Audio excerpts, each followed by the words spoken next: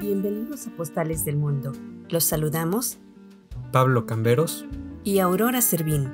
En esta ocasión te invitamos a descubrir un gran monumento maya. Acudiremos al lugar de los murales. Recibiremos en América a un icónico símbolo de la libertad. Seremos testigos de la intervención de la mano de Dios y conoceremos a uno de los poetas malditos. Esto y más en Postales del Mundo.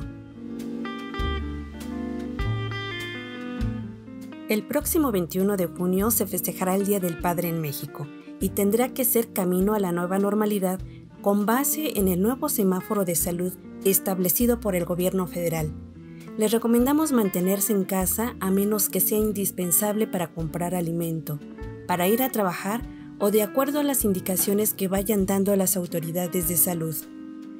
Por lo pronto, Postales del Mundo envía un gran abrazo a los papás de México y de los países que lo festejan en esta fecha. Si acaso estuviera mi padre a mi lado, podría agradecerle su preocupación por mí. Podría agradecerle sus tiernas caricias, que no por escasas sinceras sentí. Si acaso tuviera mi padre conmigo, le daría las gracias por estar aquí. Le agradecería mis grandes tristezas, sus sabios regaños, sus muchos consejos y los grandes valores que sembró en mí. Si acaso mi padre estuviera conmigo, podríamos charlar como antaño fue de cuando me hablaba de aquello, del árbol que debe ser fuerte y saber resistir, prodigar sus frutos, ofrecer su sombra, cubrir sus heridas, forzar sus firmezas y siempre seguir. Seguir luchando, seguir perdonando, seguir olvidando y siempre seguir. Si acaso tuviera a mi padre a mi lado, le daría las gracias por haberme engendrado. Anónimo.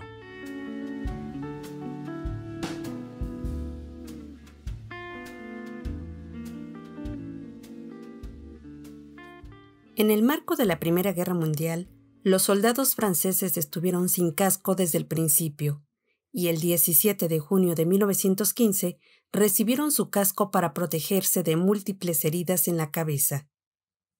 La historia de los cascos de combate remota desde las antiguas civilizaciones guerreras, como la de los acadios y sumerios en el siglo XXIII a.C., con la finalidad de evitar o disminuir las heridas provocadas en la cabeza por piedras, flechas, espadas, lanzas o hachas, y con el tiempo fueron cayendo en desuso porque las necesidades de combate fueron evolucionando. Los cascos hechos de cuero se elaboraron con metal, bronce, acero, hasta los materiales más complejos con fibras que hoy son utilizados por diversos ejércitos del mundo. Pero recientemente, científicos de la Universidad de Duke en Estados Unidos descubrieron que el casco francés M15 Adrian, el mismo que recibieron los galos ese 17 de junio de 1915 durante la Primera Guerra Mundial, funciona mejor que los modernos a pesar de los avances significativos contra balística, ya que ofrece mayor protección ante una onda expansiva provocada por una bomba. Los cascos de guerra se volvieron indispensables a principios del siglo XX como un elemento de resguardo ante las esquirlas de las metrallas. Los franceses se percataron de la importancia de ello y comenzaron a trabajar en uno que pudiera cubrir de mejor manera las necesidades para salvaguardar la vida de los soldados. Hicieron varios modelos que resultaron ineficaces como el rudimentario Bourguignon Adrian o la Cervellier, en chapa de .05 milímetros que colgaba bajo el kepi. Varios proyectos más se hicieron, pero tampoco resultaron de utilidad, hasta que el 13 de abril de 1915 se presentó el M15, hecho de acero de carbono, que pesaba menos de 1 kilo. Fue creado por el intendente general Auguste-Louis Adrien, siendo aprobado el 21 de mayo de ese mismo año. Varios países como Estados Unidos, Japón, Rusia, Bélgica, China, Italia, Grecia, Polonia, Rumanía, Serbia, la Unión Soviética, Yugoslavia, Marruecos, Luxemburgo, Brasil, Perú y hasta México adoptaron este modelo de casco con sus propias modificaciones al grado de distribuirlo entre los elementos de algunos cuerpos de policía y bomberos. Más de 100 años han pasado de esta aportación militar y ahora los investigadores de ingeniería biomédica de la Universidad de Duke colocaron diferentes cascos en cabezas de muñecos equipados con sensores de presión en varios lugares. Debajo de la cabeza pusieron un tubo de choque que se presurizó con helio hasta que estalló una pared de membrana, liberando el gas de una onda de choque con fuerza variable. La cantidad de presión que se experimentó en la coronilla se comparó con las tablas de riesgos de las lesiones cerebrales creadas en estudios anteriores. Todos los cascos proporcionaron de 5 a 10 veces menor riesgo de presentar hemorragia cerebral moderada, pero el casco M15 Adrian ofrece mayor seguridad. Sin embargo, resulta curioso que tratándose de un casco similar a los que fueron hechos en esa misma época por los alemanes y británicos, los primeros resultaran más eficaces gracias a una cresta en la parte superior de su corona diseñado para desviar la metralla y probablemente las ondas de choque. Esta investigación podría ayudar en la elaboración de cascos que ofrezcan mayor protección ante las olas explosivas. Ya tenemos el casco, ahora tomamos las herramientas necesarias y nos vamos de expedición arqueológica.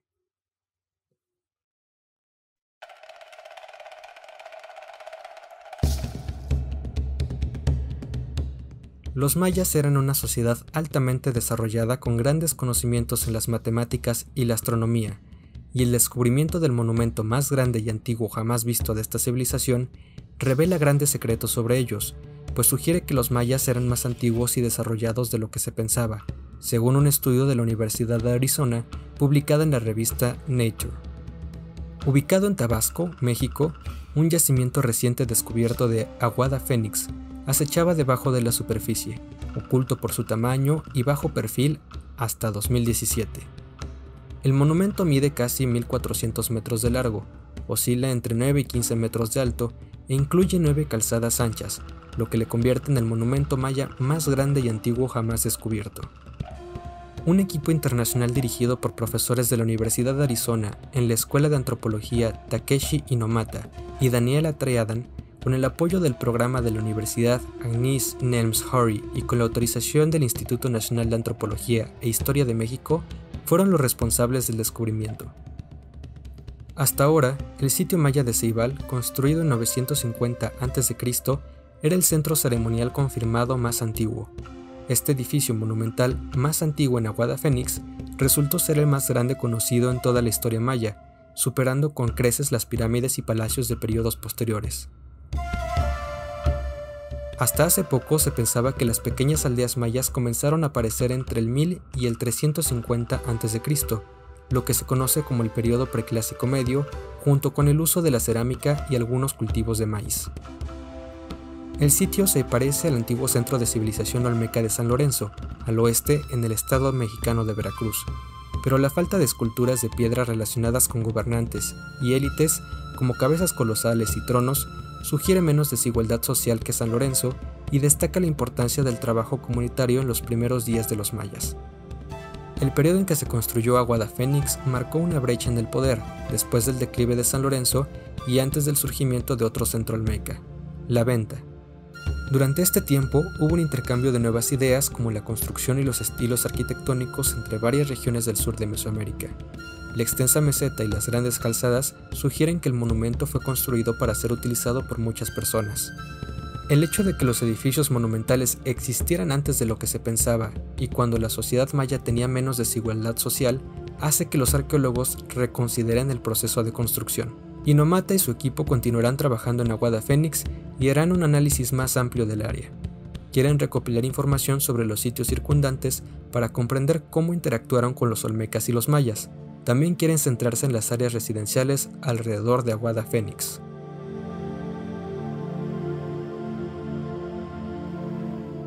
De las construcciones mayas a los murales urbanos. Descubramos de qué se trata.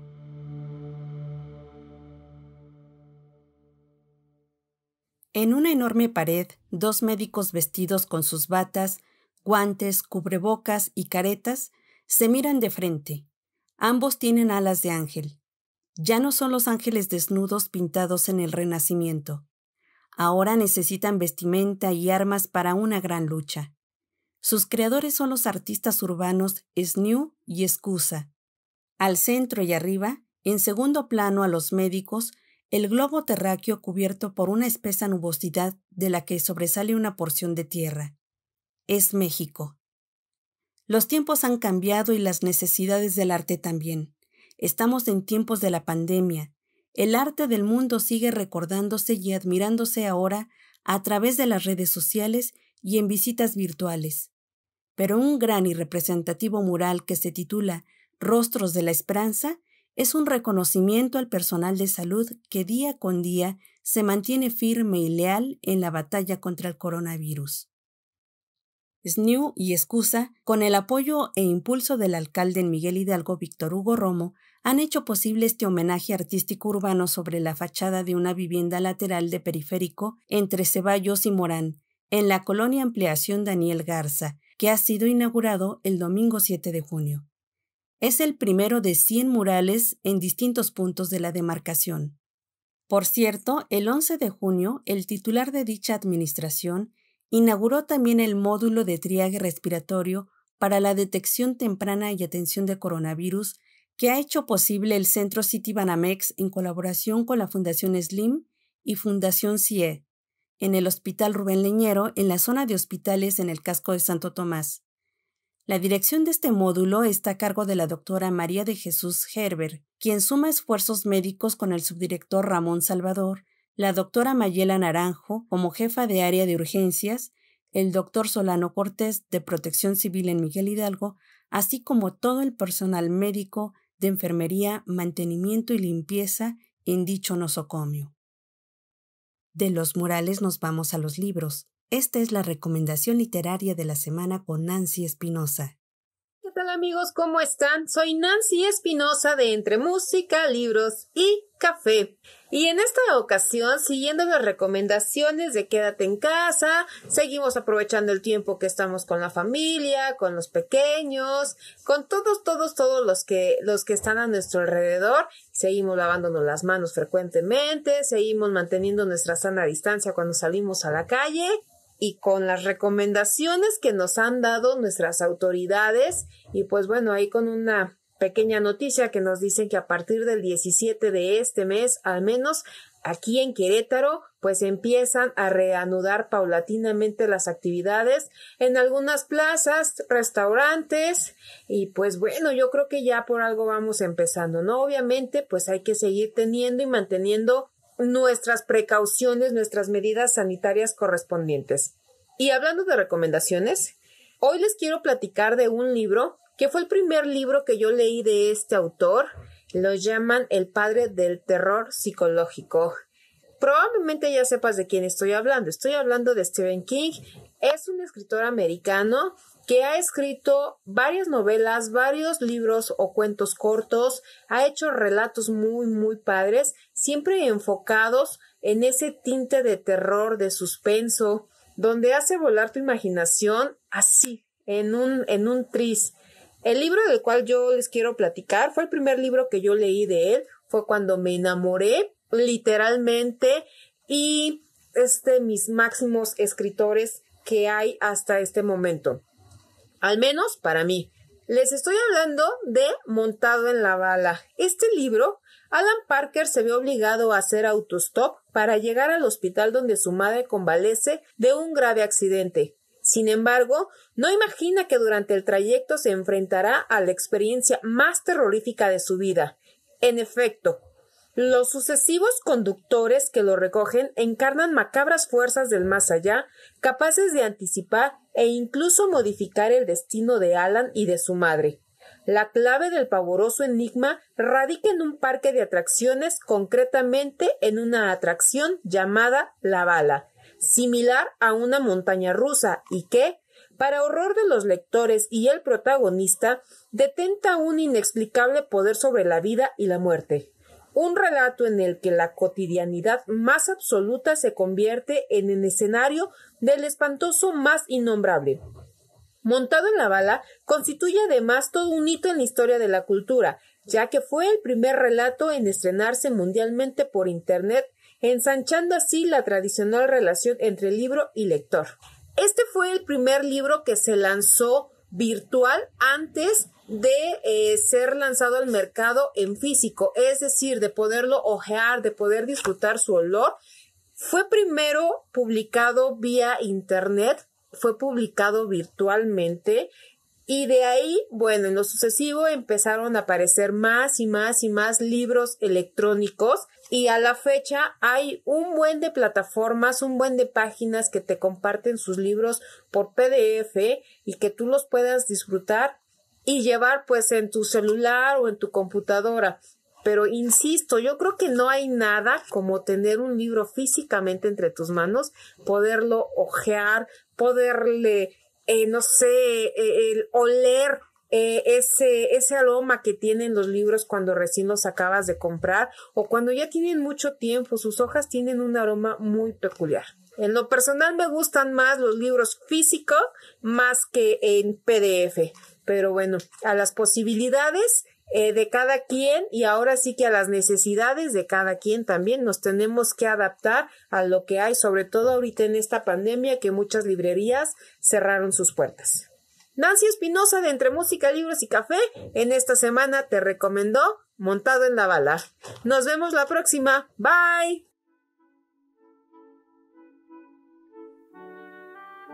Conocida internacionalmente como la Estatua de la Libertad, tras una accidentada travesía en la que estuvo a punto de naufragar, llegó a Nueva York en la fragata francesa Isère el 17 de junio de 1885.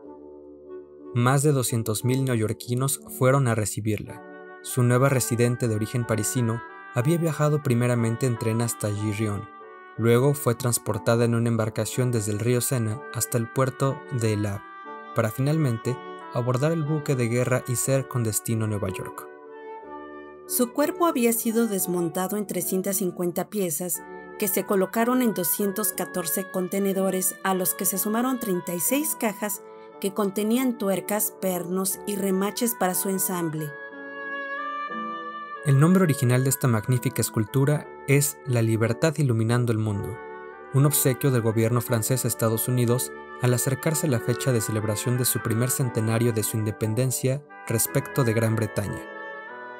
Ante la caída del imperio de Napoleón III bajo el ahora poder de los prusos, Francia buscaba reforzar los lazos de relación amistosa y diplomática con la también República de Estados Unidos.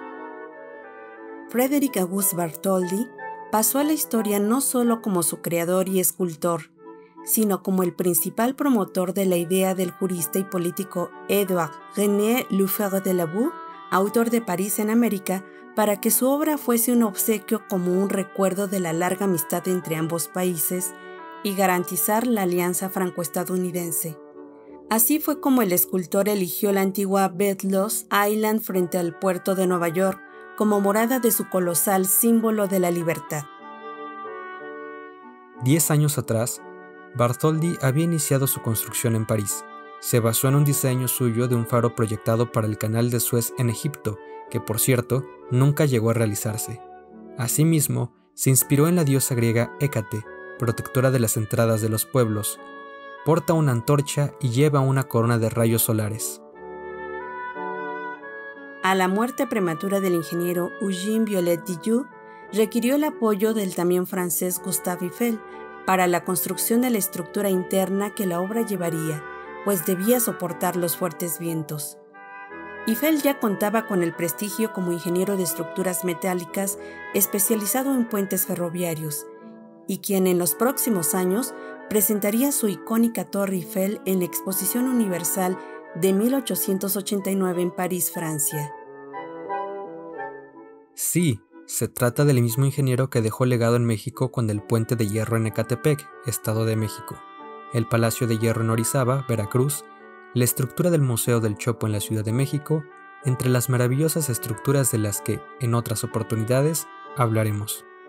En los talleres Mondieu et Béchet de París, se fabricó cada parte de la estatua en 1875, mientras que el diseño del pedestal en la isla de Bedloe, en Nueva York, corrió a cargo de Richard Morris Hunt, donde el estilo neogótico con materiales como hormigón y granito se hicieron presentes dentro del patio en forma de estrella del Fort Good.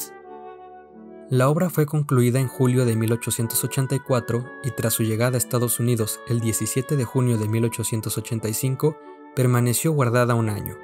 Posteriormente, transcurrieron 4 meses de ensamble. Por fin, el 28 de octubre de 1886, un día lluvioso y con niebla, la ciudad de Nueva York se mantenía atenta a las palabras de Frederick August Bartholdi, autor de esta majestuosa escultura, quien en medio de su discurso tiró de la cuerda para dejar caer la bandera de Francia y junto al presidente estadounidense Grover Cleveland, dieron por inaugurada la estatua de 93 metros que incluye su pedestal. Pesa 225 toneladas y está cubierta por una capa de cobre de 2.38 milímetros de espesor y su color verde es el resultado de la erosión natural de ese metal. Cabe mencionar que no era la primera vez que se dejaba ver el rostro de la Dama de la Libertad, como la bautizaron los franceses, quienes tuvieron la oportunidad de admirarla durante su construcción y en exposiciones previas tanto en Francia como en Estados Unidos. El rostro y brazo con la antorcha se habían mostrado por separado. Desde que fue instalada en ese puerto hasta 1902, funcionó como faro y su luz era visible a 39 kilómetros de distancia. En 1984, la UNESCO la declaró Patrimonio de la Humanidad y le asignó el nombre de Monumento Nacional Estatua de la Libertad. En 1986, la antorcha original fue reemplazada por su deterioro y desde 2019 destella sus pies en un museo de 2.400 metros cuadrados que abrió en ese año.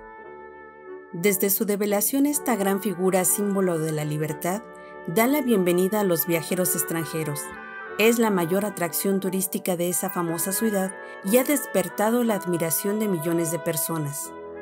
A manera de curiosidad, una réplica de 4 metros y en color blanco es uno de los bellos atractivos que resalta entre las pintorescas casas de estilo francés con techos de teja roja de la Plaza de la Libertad en el pueblo mágico Palizada, a orillas del río del mismo nombre, en el hermoso estado de Campeche, México.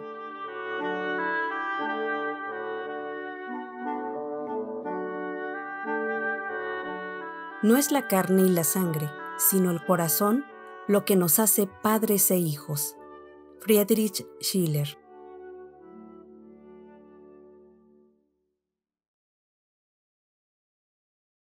Ay, ya tan de mañana, ¿qué tienes, musa mía? En tus ojos hundidos hay espectros nocturnos, y alternativamente, la negra besanía y el horror se te asoman al rostro taciturnos. El súcubo verdoso o los inquietos gnomos, ¿te han volcado el amor y el miedo de sus pomos? ¿Qué pesadilla te ha hecho, con mano poderosa, visitar los misterios de cima fabulosa? Musa, yo te quisiera con olor de salud, tu seno siempre henchido de una fuerte virtud, y en tu sangre cristiana corriendo el ritmo ondoso que en la sílaba antigua cantaba numeroso a Febo, guardador de las ardientes flechas y al saludable pan, señor de las cosechas.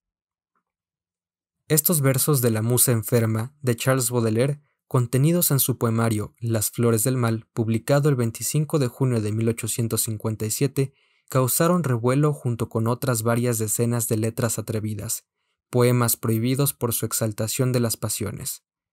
La vida parisina de desenfreno en donde el amor, la absenta, el opio y el sexo se encuentran a menudo como protagonistas de excelentes versos, le costaron a su autor la censura. El 20 de agosto de 1857, a casi un mes de su publicación, Baudelaire fue acusado de ultraje a la moral pública, por lo que es obligado a quitar 6 de sus poemas de la obra. A raíz de este conflicto, el poeta decide cultivar un género que, según él, era todavía más peligroso, el poema en prosa. De ahí surgirían los pequeños poemas en prosa o spleen de París. Su condena por Las flores del mal causó controversia, pues muchos de sus poemas ya habían sido publicados previamente en diversos periódicos sin haber sido penalizado. Dicho absurdo solo pudo haber sido posible por la ambigüedad de la política de Napoleón III, gobernante de Francia en ese entonces. Al inicio, la multa fue de 300 francos, pero después fue reducida por la emperatriz Eugenia de Montijo a solo 50 francos después de que se le redujeran regalías por la publicación de los 100.000 ejemplares de su obra. Es curioso también que dicha multa contrastaba con el sueldo de 2.500 francos que recibía Baudelaire por parte del Estado francés como un apoyo a la creación literaria y al subsidio por enfermedad, pues, como no podía ser de otra forma, Charles padecía sífilis, lo que le valdría la vida en 1867. Muchos vieron con ironía que el gobierno mantuviera esa doble postura con sus artistas, haciéndolos ver como mártires, pero sin buscar afectarlos realmente. Independientemente de las razones que el Estado francés tuviera para prohibir algunos de sus poemas, han sido recordados como malditos por su atrevimiento moral, y ese mismo adjetivo ha quedado impregnado en Baudelaire y otros poetas que escribieron sobre los mismos temas. Tales son los casos de Arthur Rimbaud, Paul Verlaine, Stephen Mallarmé e incluso Edgar Allan Poe.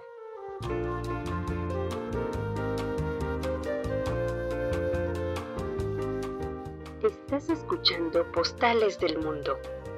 Cultura, historia, música, anécdotas, datos curiosos y más.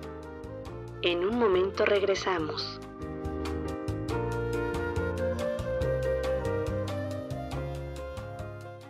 Al adoptar una mascota adquirimos una responsabilidad no solo con el animal, también con la comunidad. La mejor forma de cumplir con este compromiso es a través de la esterilización de nuestro perro o gato. En la Ciudad de México se estima que existen alrededor de 1.200.000 canes en situación de calle, lo que representa un grave problema de salud pública debido a la irresponsabilidad y falta de humanidad de sus propietarios que deciden abandonarlos a su suerte. No los maltrates, no los abandones, tu mascota te necesita. Puedes necesitar más de estos nobles y fieles amigos que, comprobado está, llegan a ser terapéuticos, fascinantes acompañantes, nunca te reclaman nada, te aceptan como eres y muchas veces han dado su vida para salvar a sus dueños. La Alcaldía Miguel Hidalgo cuenta con una campaña permanente de esterilización en beneficio de los caninos y felinos que habitan en la demarcación. Puedes agendar una cita a un costo accesible de 149 pesos por perro y 100 pesos por gato. Solo tienes que marcar al 55 73 57 51 07 y al 55 44 67 48 16. No los olvides, no transmiten coronavirus. Como decía el filósofo alemán Immanuel Kant, podemos juzgar el corazón de una persona por la forma en que trata a los animales.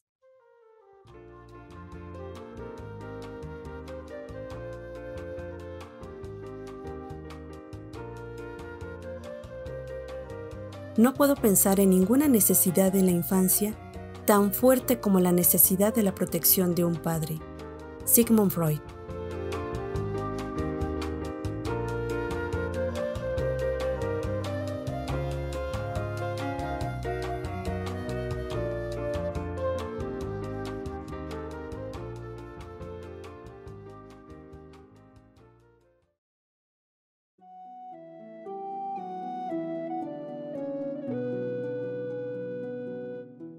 ¿Crees tú que todo gobernante es o ha de ser maquiavélico? ¿Qué es ser maquiavélico?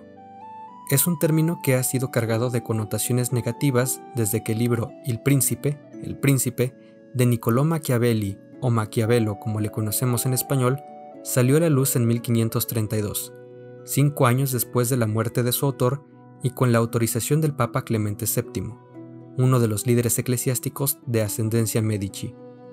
Pero, ¿a qué se debe pues que se le tenga en tan negativa perspectiva al clásico autor florentino? Machiavelli nació en Florencia el 3 de mayo de 1469. Los Medici, familia de banqueros y mecenas de importantísimos artistas renacentistas como Donatello, Brunelleschi, Botticelli, Leonardo da Vinci, Buonarroti, entre otros, ostentaban el poder económico y político de la ciudad, y mantener esa posición solo fue posible gracias a la astucia y gran habilidad diplomática y política de Lorenzo de Medici el Magnífico. Muchas familias florentinas, deseosas de arrebatarles el poder, creaban todo tipo de alianzas, traiciones y conspiraciones políticas para acabar con la dinastía Medici, que ya tenía 3 generaciones colocada como uno de los bancos más exitosos y ricos de Europa.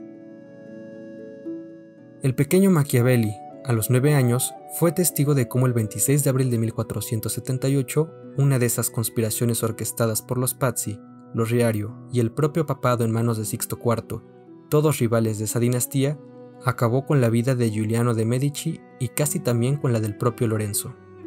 Las consecuencias fueron funestas para los opositores de esta familia y determinantes para la historia de Florencia y la propia política renacentista. El alzamiento de Lorenzo después del asesinato de su hermano y su oposición exitosa a la autoridad papal hacen irremediablemente preguntarse: ¿cómo? ¿Cómo un gobernante podía llegar a enfrentar tan grandes desafíos y ser respetado por el pueblo? ¿Cómo podía conservar el poder legítimamente? Seguramente esas tempranas experiencias causaron un gran impacto en Machiavelli y lo conducirían a dedicarse a la política en sus años de madurez. Hacia 1494, cuando ya había terminado sus estudios, comenzó a desempeñarse como funcionario de la República de Florencia. No obstante su postura crítica contra el sacerdote y predicador radical Girolamo Savonarola, quien tenía la ciudad en sus manos, le impidió aspirar a cargos más importantes. Fue hasta 1498 cuando Savonarola fue quemado públicamente por ser declarado hereje, que pudo obtener el importante cargo de segundo canciller, algo así como un secretario de Relaciones Exteriores y además jefe del ejército. A pesar de sus esfuerzos por desempeñarse con excelencia, su inexperiencia y la volatilidad de las alianzas italianas de su época impidieron que tuviera éxito en su puesto.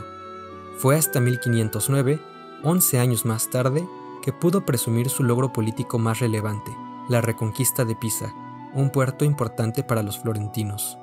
Durante esos años, 2 personajes le causaron gran impresión: Caterina Sforza, condesa de Forli, y César Borgia, hijo del Papa Alejandro VI. Ambos compartían cosas en común: la ambición, la determinación y, de ser necesaria, la inmoralidad en sus acciones para aumentar y conservar su poder. En 1512, las tropas florentinas fueron derrotadas en Prato por un ejército español que servía al Papa Julio II. Esa derrota permitió el retorno de los Medici a la ciudad después de haber sido expulsados en 1494. Uno de los implicados en la expulsión de los Medici tenía en su poder un documento con diversos nombres, entre los que figuraba el de Machiavelli, que, aunque no había conspirado contra la familia, fue acusado, arrestado y torturado injustamente. Unas semanas después fue elegido Papa León X, cuyo nombre era Giovanni de Medici, hijo del difunto Lorenzo el Magnífico. León X, como gesto de buena voluntad, decretó una amnistía que permitió que Machiavelli saliera de la cárcel.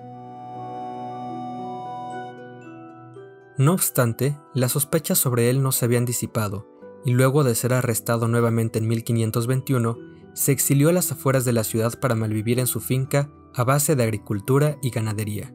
Fue durante esta época que Machiavelli comenzó a escribir sobre diversos temas en distintos géneros. Política, historia, poesía y hasta teatro tuvieron cabida en sus creaciones literarias. Entonces concluyó una obra que había comenzado a desarrollar hace ya casi una década atrás, en 1513, El Príncipe.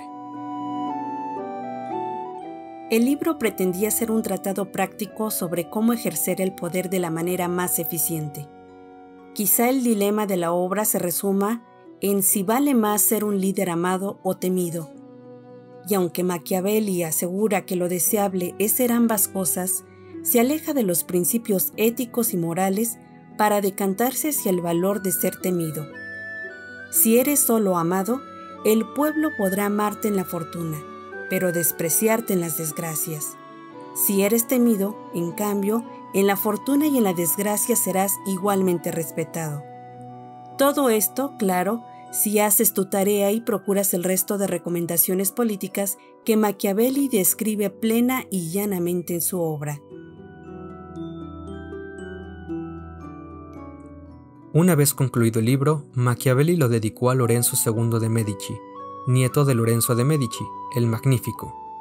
Aunque corrió el rumor de que la obra no fue bien recibida por Lorenzo II, no existen pruebas de ello.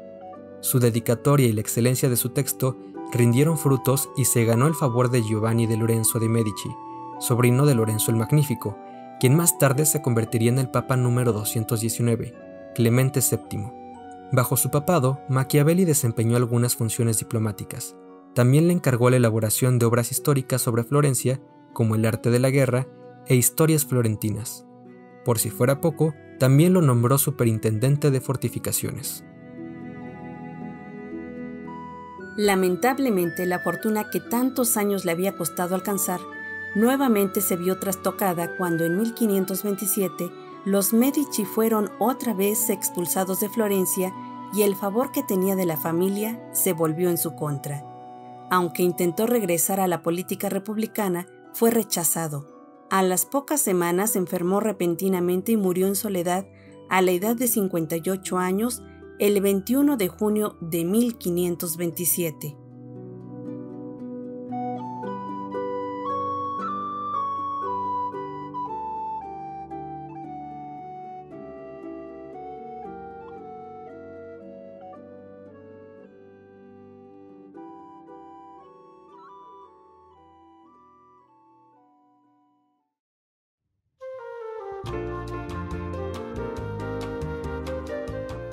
Estás escuchando Postales del Mundo.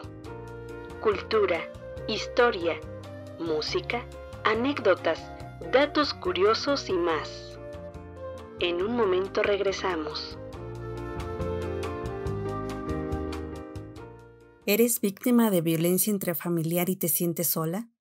Durante esta contingencia por coronavirus, la Alcaldía Miguel Hidalgo pone a tu disposición los siguientes números de emergencia: Luna 1, 55 52 72 26 30 y 55 26 14 25 64.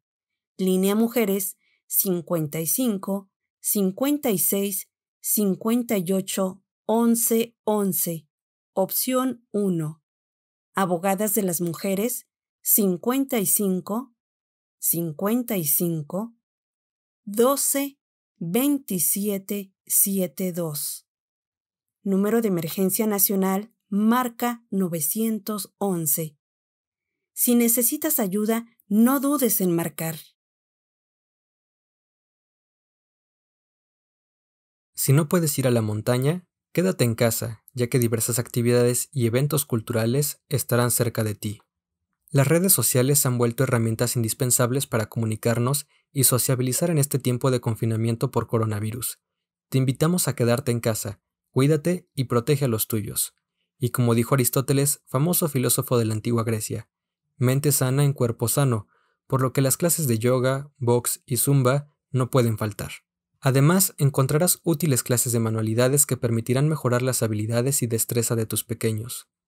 Disfruta con tu familia de los conciertos de tus cantantes y grupos favoritos. Si no has tenido la oportunidad de un acercamiento al bel canto u ópera, la Alcaldía Miguel Hidalgo te ofrece esta oportunidad de disfrutarla. Son eventos en línea completamente gratuitos que se pueden disfrutar en familia. Por si fuera poco, deja que durante los fines de semana las jornadas culturales sean un remanso y te llenen de cosas positivas. El talento llega cerca de ti para que desde tu ventana o balcón disfrutes de una serenata o momentos musicales que alegren la vida.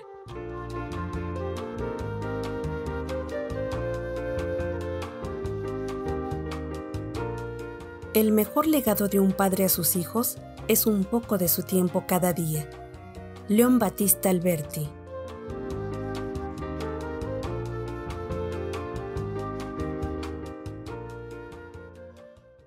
Hace 34 años, en el Mundial de Fútbol de México, el jugador Diego Armando Maradona hace un gol con la mano, acto que se llamaría humorísticamente la mano de Dios, contra la selección británica. Posteriormente, y durante el mismo partido, realiza el gol del siglo, considerado el mejor gol de la historia. La mano de Dios es el nombre con el que se conoce al primer gol anotado por el futbolista argentino en el partido entre Argentina e Inglaterra por los cuartos de final de la Copa Mundial de Fútbol de 1986 en el Estadio Azteca de la Ciudad de México. El juego finalizó con la victoria de los argentinos por 2-1, gracias al llamado gol del siglo, también marcado por Maradona. El propio Diego Armando declaró luego del partido que el tanto lo había marcado un poco con la cabeza y un poco con la mano de Dios, y a partir de allí la prensa mundial bautizó de esa forma al gol. El fotógrafo mexicano Alejandro Ojeda Carvajal inmortalizó este momento en una fotografía en que se ve claramente el golpe con la mano.